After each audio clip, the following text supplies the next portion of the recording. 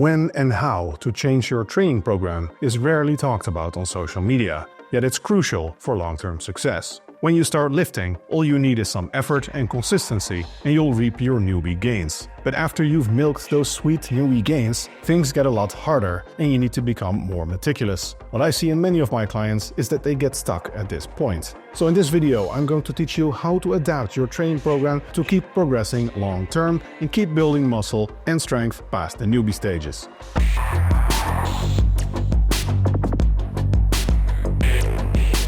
The first major mistake that I often see, especially in people that come from bodybuilding circles, is called muscle confusion. Muscle confusion, which I like to call muscle confusion, is the idea that you need to shock your muscles to get them to grow. And your muscles should not adapt to the training program because then you're no longer progressing. So you need to confuse the muscle every time you train it to keep progressing. This is completely backwards. The entire point of training is that your body adapts to the training. This is exemplified by the stress recovery adaptation curves, general adaptation syndrome, the specificity principle. Adaptation is literally the reason we train. Muscle growth and strength development are adaptations to the stress that we impose on our bodies. Multiple studies have found that excessive variety in your program does not benefit your gains and actually shows a trend towards worse results, especially on a volume-equated basis. For example, the Massadal found that in a group of strength-trained men, they trained one of their legs just doing sets of 9 to 12 reps to failure, adding weight whenever they got above that rep range, so implementing progressive overload.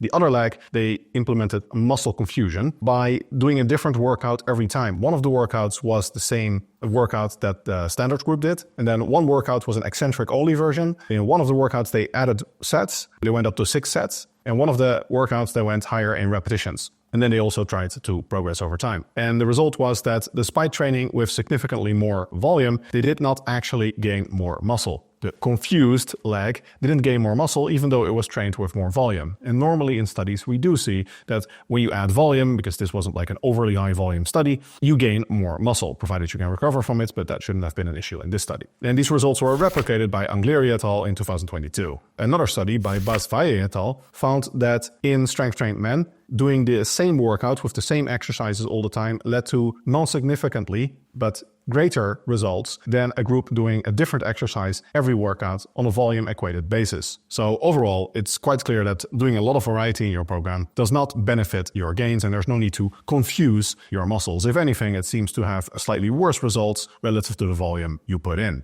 A mistake very closely related to muscle confusion is program hopping. Many people feel that they need a new program every 2 weeks, 4 weeks, and there's absolutely no reason for this. It doesn't have any benefit. Now, you could implement a new program just because you got bored of the last one, but you have to realize that you're giving up some things when you change program. When you do the same exercises, the body adapts to those, and there's a repeated bout effect that reduces muscle damage. Moreover, and this is probably the most important thing, sticking to a certain program with the same exercises allows you to implement progressive overload in the long run. And strength development in the short term is almost entirely unrelated to muscle growth. If you're gaining strength on an exercise that you've only been doing for a couple weeks, that doesn't mean much. If I have you do especially something like split squats, for example, you're going to gain strength on that very rapidly. The reason for that is not because you're getting bigger. The reason is primarily that your body is learning, specifically the motor cortex, the part of your brain that coordinates movement, is learning to coordinate the movement better. You have better balance, the movement is more subtle, the body learns when to recruit the glutes, the hamstrings,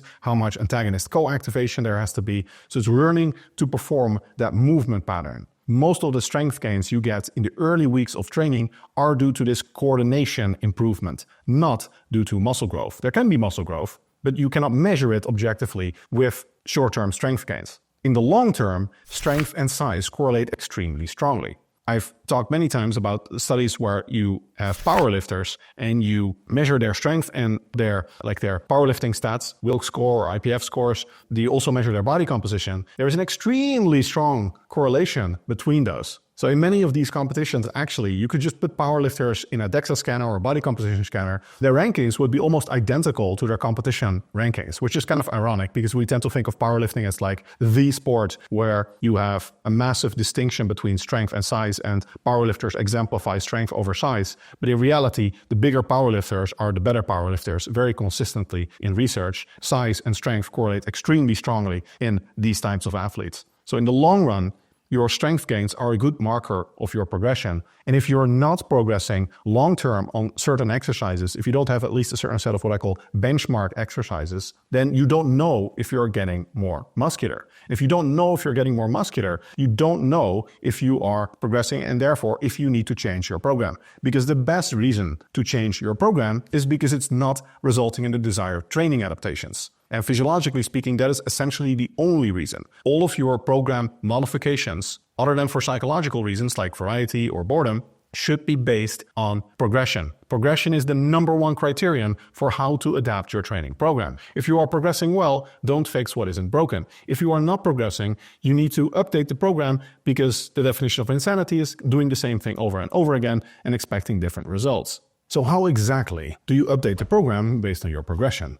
Well, you need to look at the type of plateau or type of stagnation that you are experiencing. This is the chart I teach to my students in my online personal training certification course. You have to look at the type of plateau. And you can see here you have basically 3 types of plateaus: systemic, multiple exercises for the same body part, and one exercise. If your plateau is limited to one exercise, your adjustment should probably be for that one exercise. What many people do is they start stalling on one or a few exercises and they feel the need to update the entire program or just switch program. That is still program hopping. You should have targeted adjustments that deal with the lack of progression that you are experiencing and that fix that progression. So if you have one exercise that's not progressing, often what you can do is you can just update the progression model for that exercise. For example, you can decrease the rep target with intensification. You can implement daily undulating periodization for that exercise.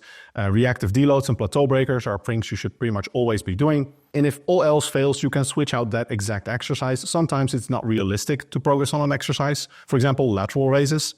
That's not an exercise where you're going to implement progressive overload on for years ahead of time. You know, your lifetime progression on a lateral raise might be up to 20 kilos. For many people, not even. So you're just not going to implement progressive overload very long term for an exercise like that. But if it's like squats, bench press, the power lifts, big compound exercises, there you should be able to progress very long term. And there it's probably more important to keep those exercises in as a benchmark exercise and then change the accessory exercises to add variety to your program.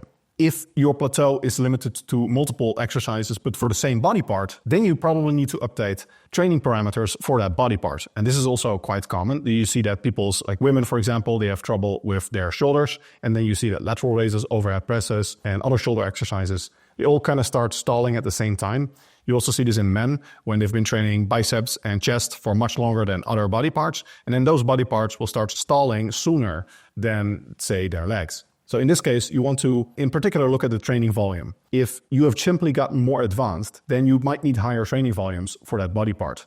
It could also be that the body part that you're overtraining it. You see this with men, that they devote too much attention to the chest and the mirror muscles as opposed to the non-mirror muscles. In that case, you might benefit from a reduction in training program. But usually over the long term, as you get more advanced, you should be able to handle higher training volumes instead of lower ones. Over your training career as a whole, your training volume should probably be increasing on average. If you have a systemic lack of progress, so you're just not progressing at all, like there are multiple unrelated exercises that are not progressing that should be progressing, that means there is something systemically wrong. So in this case, you should look at things like your training, your sleep, your stress levels, or simply your overall program design. If you set the volume at a certain level, it might just be excessive or it might be too little. One way that you can look at that to see if you have excessive volume or too little volume is to look at what happens if you implement an additional rest day. If you implement an additional rest day and then you do progress, that means the volume is probably too high. And if you add volume and you start progressing faster, then the volume was probably too low. One issue there is that short-term progress is not necessarily the same as long-term progress.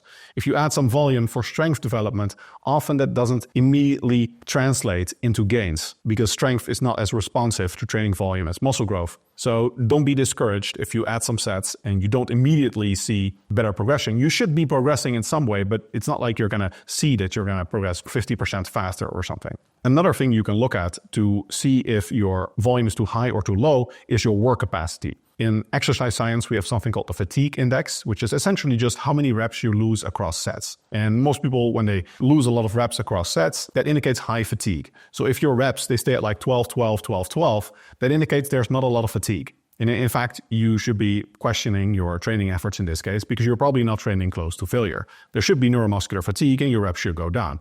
Some women have extremely high work capacity and they can train very hard and maintain their reps. Men, it's very, very unlikely that you can do 4 sets, especially if your rest interval is not extremely long. You can hit the exact same reps every time if your first set was as many reps as possible. So if your work capacity is very high, like your reps, you don't lose a lot of reps, that's an indication you can probably increase the training volume. If your work capacity is very bad, you lose a lot of repetitions, your fatigue index is very high, and that's an indication you probably benefit from a lower training volume. So this is basically the general template. I'm not going to go into the specifics in this video because it would be essentially my 10-month course for how to implement a whole training program and how to adapt it over time. But I hope this gives you like a conceptual framework, what I feel a lot of people are missing, that you should base your program adjustments on the progress that you have. And if you are stalling, you're not progressing as you like, your rate of progress is below that of the desired rate of progress, then you should make changes to your training program that specifically deal with the lack of progress that you are seeing. This goes for both your body composition progress, in your nutrition, and in your training program, which is measured by strength development and your body composition changes. Measure long-term progress. In general, it's good to stick to a certain program or at least keep certain benchmark exercises in your program over the long term.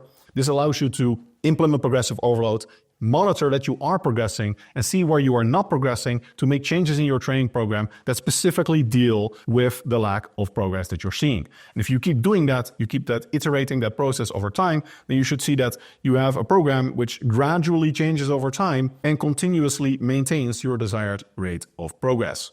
Right, I hope that helps you make long-term gains. If you like this type of evidence-based fitness content, I'd be honored if you like and subscribe.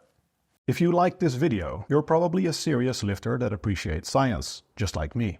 You'll probably also like my online courses then. For fitness professionals, I have the Henselmans Personal Trainer Certification course. For non-professionals, my Personal Development course will teach you everything you need to know to reach your maximum natural muscular potential at a sustainably low body fat percentage. Check out the link in the description for more information. I hope you'll enjoy it.